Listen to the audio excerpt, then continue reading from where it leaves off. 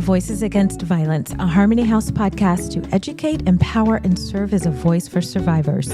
We aim to shed light on crucial issues surrounding domestic violence, offer support, and inspire action for change. Join us as we work together to create a community where all individuals can live a life free of abuse. Welcome to Voices Against Violence. My name is Kirsten Walker. I am the Assistant Executive Director of Harmony House. Hello, Charity Jordan Rex, Prevention Program Manager for Harmony House. Welcome to another episode of Voices Against Violence. February is Teen Dating Violence Awareness Month. So all this month, we are going to be focusing on different aspects of that. And today we're starting with the basics, what you need to know, how prevalent it is. This is like one of my soapboxes. I could talk about this for a long time. Charity, I'm really excited to talk to you about this for a long time. This is also an area of interest of mine. I want to get into your role, Charity, at Harmony House. For those who are listening, they know you as the host of Voices Against Violence podcast, a podcast reached all over the world, minus Antarctica. But tell us, because this is one function of your very large job at Harmony House.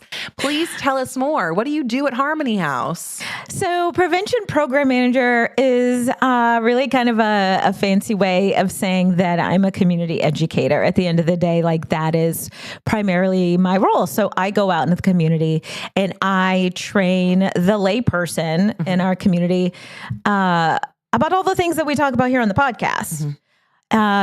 Some of those audiences are students. So I will go into schools, boys and girls clubs, college campuses, classrooms, and talk about healthy friendships, teen dating violence. And so if you're local and you're listening to this and you're like, oh, I would love for Harmony House to come out and talk to my students, message us, call us. We also want to do that. That's what we're here for. Yeah. So I will say that the schools, the elementary, middle schools, high schools that I've gone into, usually they are contacting me after something has happened. And so, you know, that's fine. But if I could get in earlier in the school year before something happens. Right. So that prevention that is prevention, right. Getting ahead of it. But I'll just say anecdotally, I think people see this as like, this doesn't happen here. This happens in urban areas. This is a big city problem. This isn't. Or just like an adult problem, right? Adult problem. So often not my kids. Yes. Yeah. And I will tell you that every audience of young people that I have talked to in my 3 years here at Harmony House, with the only exception being I did talk to a kindergarten, first grade class, and we talked about healthy friendships, and it was more of a story time. But every other school age audience, there are always young people who come up and share stories with me. I talked to a fifth grade class where they called me in after they'd had, I think, an accidental sexting situation. And so, I did a presentation on digital safety. Yeah.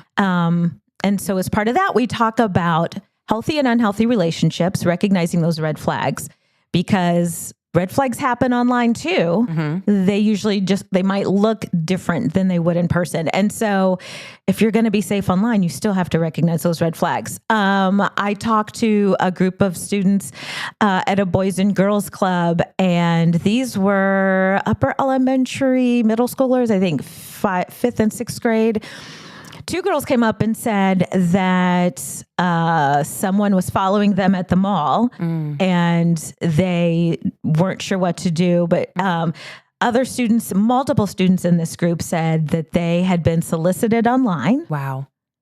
So like things are happening. Right. Right here in our community, in middle class schools and homes. So it's not even, I always want to remind folks that it's not just one type of person, one demographic that experiences this. It happens with Dating young violence. people of all ages, races, incomes, Yes. backgrounds. Yeah. So It occurs in every kind of demographic we can think of. Yes. And at high rates. So 1 in 3 teens in the United States will experience physical, sexual, or emotional abuse by someone they are in a relationship with before they become adults. So this is happening. I think maybe you touched on one of the myths of like, is this even happening? Yes, it's happening. What surprised you the most, you think, when you go in and you talk to young people, whether it be school age or college age, what surprises you the most in the conversations that you have with them?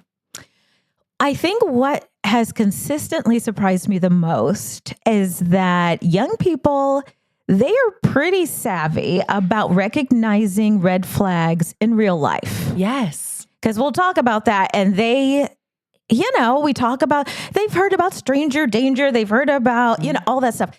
But when it comes to online, they are not transferring that knowledge to the experience online. Interesting. And so, and the online world is just set up in a way that makes it really appealing for young people. What do young people want? They want friends. They want to belong. They want to be popular. And so social media is set up to, you've got the clicks and likes, the follows, the subscribers. I remember talking to a group of high school students, and I said, I think I posed a question to them like, who friends everyone, accepts all of the friend requests that you get? And a lot of kids in that room raised their hand. Oh, well, yeah. I and I was like, so here is why you might want to rethink that. Yeah. Because once you have now, accepted that friend request, now that person has access to whatever you're sharing and posting. And I could just see around the room, the lights coming on, the switch being flipped, like, like that hadn't even occurred to them. Right. Something that I was always really eager to share with adults was that when I was working in schools and with young people and talking about, I would tell, adults would say, "Oh, what do you do for a living?" I'd say, "I go into schools and I talk about consent and healthy relationships."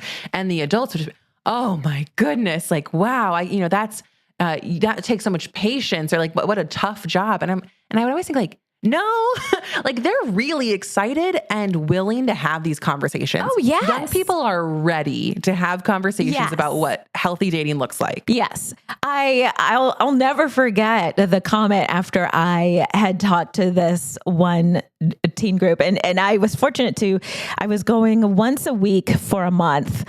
And so was really able to delve deeper into some of these. And near the end of my time there, they're like, "Why didn't my parents tell me this?" Sure. And I was like, well, I don't know. They, parents might not really know how to have this conversation with you, but that's why I'm here.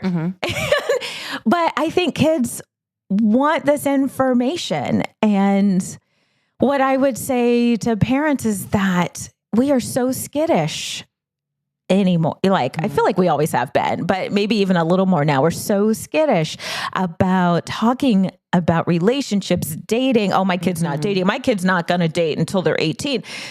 Okay, well, your young people need that information before they get there. Well, and that was always a point that I would make with the young people I was working with is, a lot of the young people I was working with weren't dating yet, but we would talk about like, what does your ideal partner make you feel like? And they would say things like respected and loved and, listened to, cared for. And so it was like, then we'd have a conversation of, okay, those things are your guideposts. So if somebody doesn't make you feel respected or cared for or listened to, you have the right to not see them anymore. And so it was really about getting in those conversations early, because as the young people would say like, oh, these are the qualities that I'm looking for when I do start to date down the road. So I gave the kind of the scope of the problem, the statistic of 1 in 3 teens experiencing physical, sexual, emotional abuse by the time they're adults from somebody in a relationship. So let's kind of just touch on those things. Physical abuse, emotional abuse. How would you describe the different types of abuse if you are working with a group of young people? So there is a power and control wheel for teens. And so if you've been a faithful listener, you've heard us talk about power and control wheels. So you can look this up, Google it, teen power and control wheel.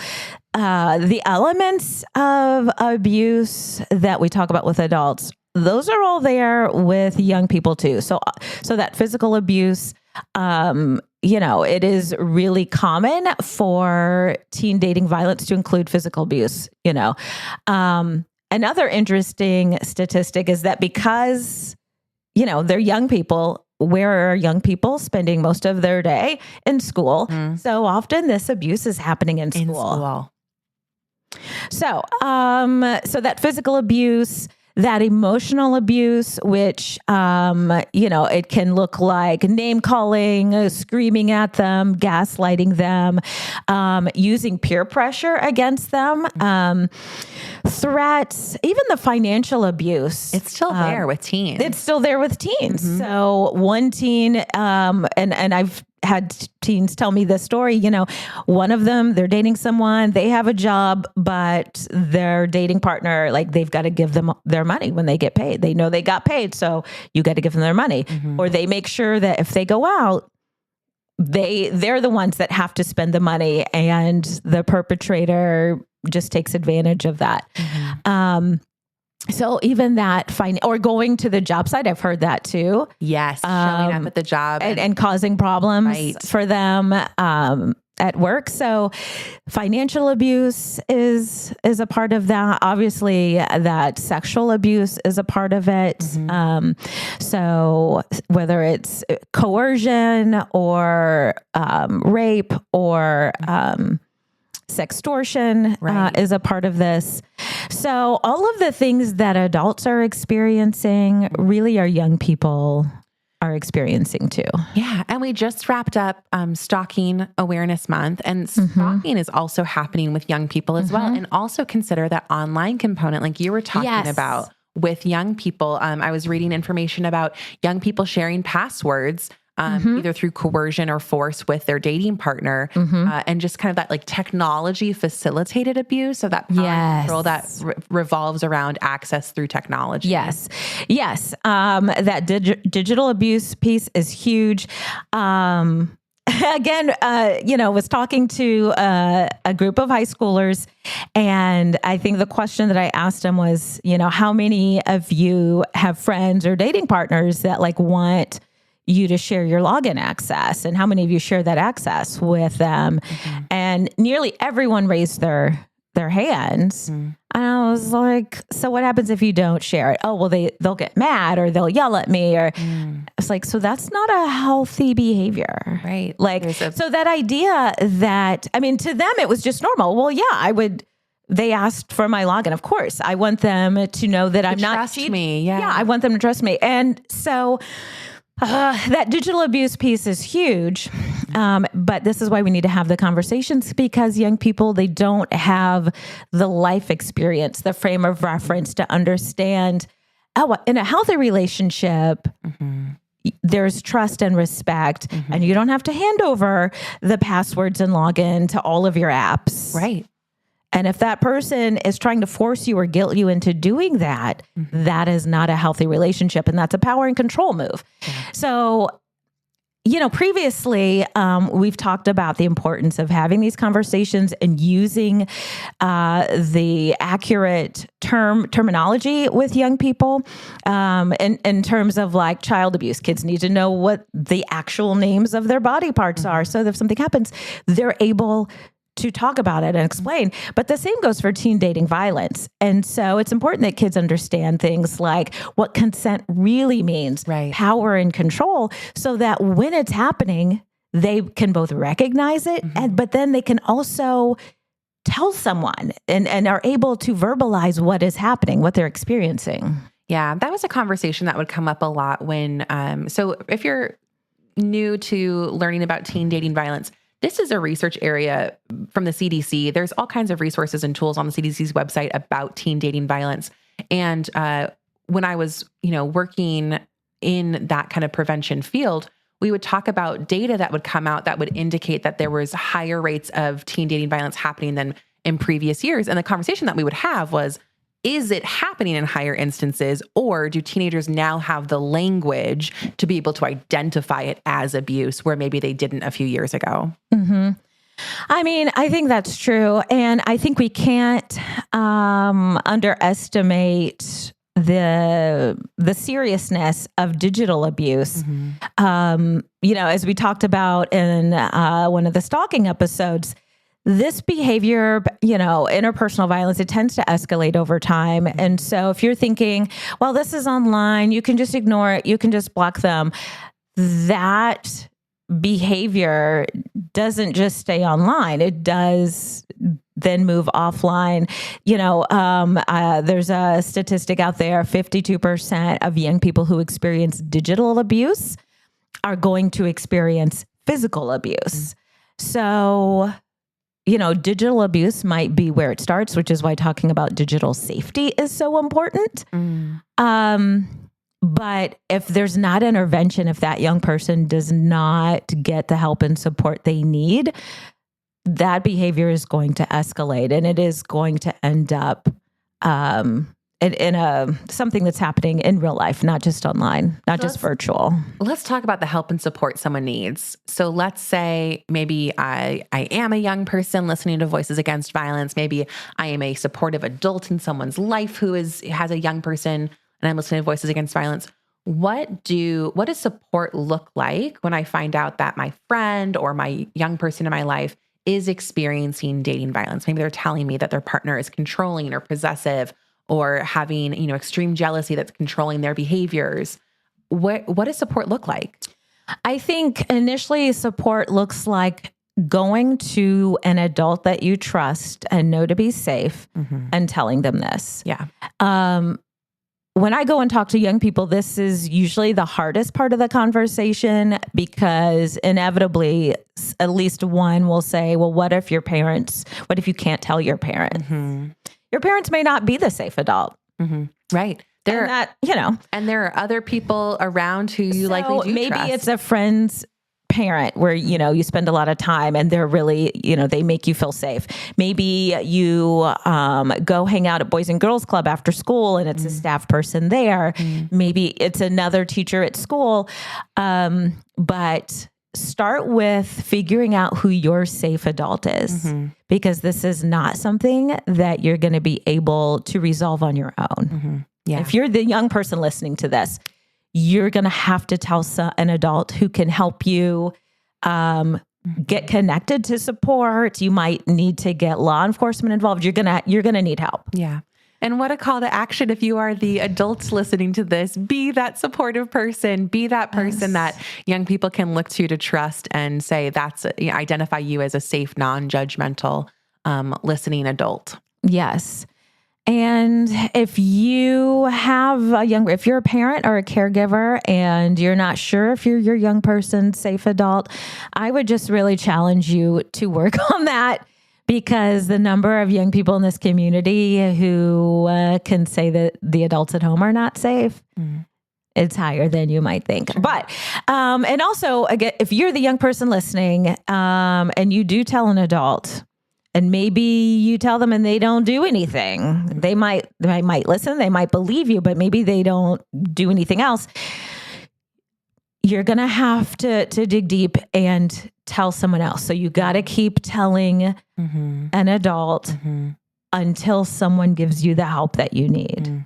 Yeah. Now, I will say, I tell young people to call our hotline. Absolutely. We don't take teens in shelter unless you're emancipated.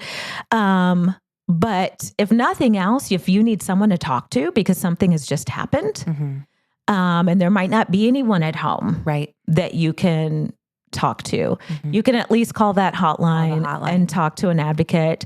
They can give you that emotional support. They can get you connected to resources that help youth in the community. They can help you safety plan. You've got the Victim Center. You've got locally, you've got 988, you've got Burl. So you have local resources where you can reach out if you are in a tough spot. and don't know who else to turn to.